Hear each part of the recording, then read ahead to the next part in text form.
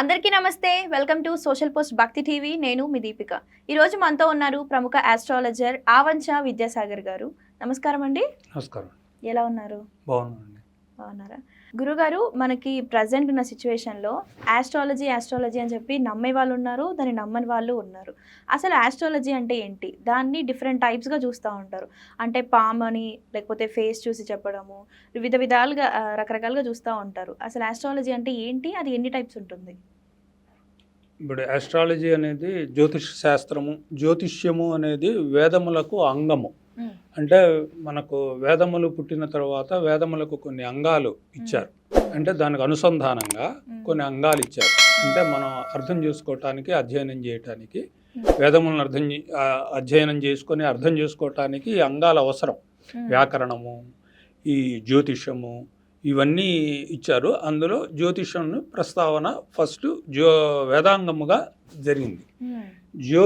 జ్యోతి ఒక వెలుగునిచ్చేది మనకు జ్యోతిషం, మనకు వెలుగునిచ్చే శాస్త్రం అది.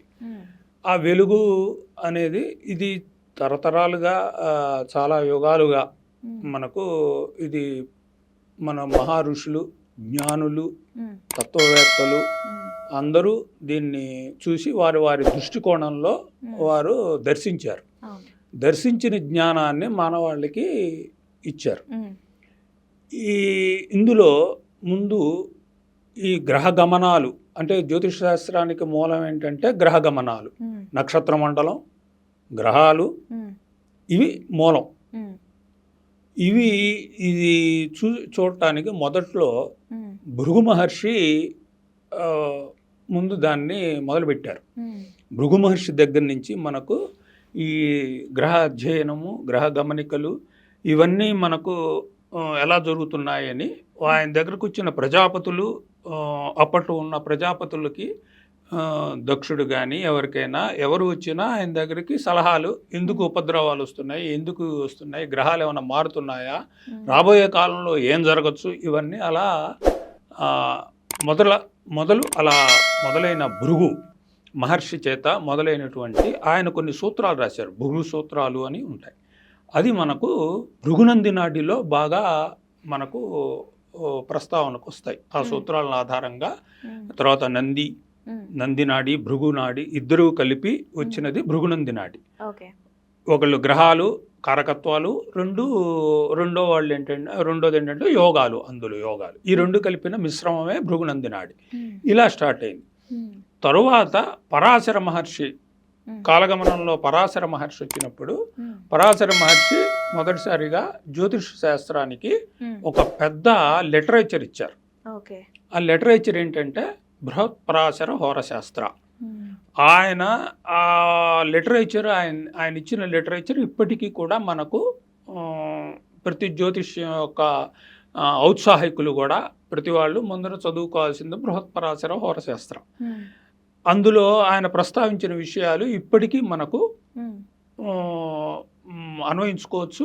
ఇంకా మనకు కాలానుగుణంగా ఇంకో కొన్ని చేర్చుకోవచ్చు అన్వయించుకోవటానికి. అంటే అప్పుడు ఆయన ఏం చెప్పారు, దానికి అర్థం ఇప్పుడు ఎట్లా ఉంటుంది, ఇప్పుడు కాలమాన పరిస్థితులు ఎలా ఉంటుందని మనం అన్వయించుకోవాలి. ఆ తర్వాత మళ్ళీ మహాభారత కాలంకి వచ్చేసరికి పరాశరుడు ముందర ఉన్నాడు, తర్వాత మహాభారత కాలంలో ఉంటారు. తర్వాత మహాభారత కాలంలో జైమిని మహర్షి వచ్చారు. ఆయన వేదవ్యాసుని యొక్క శిష్యుడు, ఆ డిసిపుల్ ఆఫ్ వేదవ్యాస.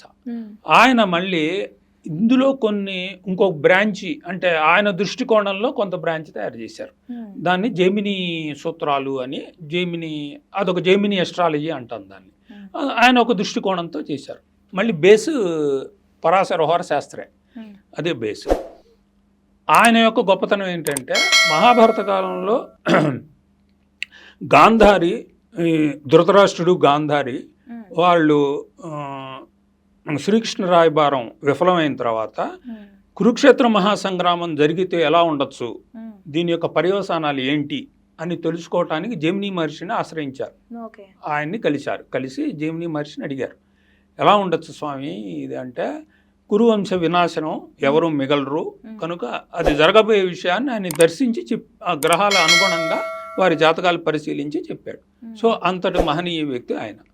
సో అలా జైమిని శాస్త్రం, ఆ తర్వాత వచ్చిన వాళ్ళు ఇంకా పరంపరలో వరాహమిహిరుడు ఇంకా చాలామంది ఉన్నారు మా పేర్లు మనకు భారతదేశంలో అందరూ కూడా దాన్ని కొనసాగించారు. ఎవరెవరి ఋషులు వారి వారి దృష్టికోణంలో కొన్ని పాయింట్లు యాడ్ చేస్తూ అదే శాస్త్రాన్ని మనకు ఇప్పటి వరకు తీసుకొచ్చారు. తీసుకొచ్చిన దాన్ని తర్వాత ఈ మధ్యకాలంలో కేపీ ఎస్ట్రాలజీ అని ఇంకొక బ్రాంచ్ వచ్చింది ఈ 20th సెంచరీలో. కృష్ణమూర్తి గారిని ఈయన తమిళనాడులో ఉన్న ఆయన జన్మించిన ఆయన 1908 ఇప్పుడు జన్మించారు ఆయన తర్వాత ఆయన ఎన్నో చదివి ఆయన ఒక దృష్టికోణాన్ని ఒకటి ఏర్పరిచారు. ఆ మళ్ళీ బేస్ పరాశర హోర శాస్త్రమే, అదే చార్ట్ అదే, కానీ చూసే విధానం వేరు. ఇవన్నీ ఏంటంటే ఇప్పుడు ఆల్జిబ్రిక్ ఈక్వేషన్స్ సైన్స్ కానీ మనకు మ్యాథమెటిక్స్లో కానీ ఒక ప్రాబ్లం సాల్వ్ చేయడానికి ఎన్ని రకాల దారులు ఉన్నాయో, ఎన్ని రకాల ఈక్వేషన్స్తో మనం సాల్వ్ చేయొచ్చో ఒక సొల్యూషన్ అదే, కానీ దారులు వేరు, మనం వాడుకునే ఫార్ములాస్ వేరు. అదే పద్ధతిలో ఒకటే శాస్త్రాన్ని ఒకటే విషయాన్ని మనం తెలుసుకోవటానికి మనం సొల్యూషన్ కనుక్కోవటానికి రకరకాల మార్గాలు అన్వేషించుకొని ఆయన ఒక పద్ధతి ప్రవేశపెట్టారు. ఇప్పుడు ఆ పద్ధతి కూడా పాపులర్ అయ్యి చాలామంది అనుసరిస్తున్నారు.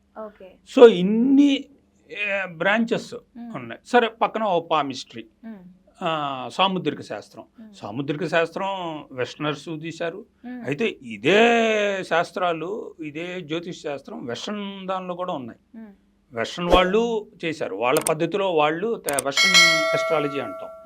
వాళ్ళది ఎక్కువ సౌరమానం, మనది ఎక్కువ చాంద్రమానం. సౌరమానం ప్రకారం వాళ్ళు అంటే సూర్యుడి బేస్గా వాళ్ళు చేశారు. వాళ్ళ దృష్టిలు వేరు, వాళ్ళ థీరీ వేరు.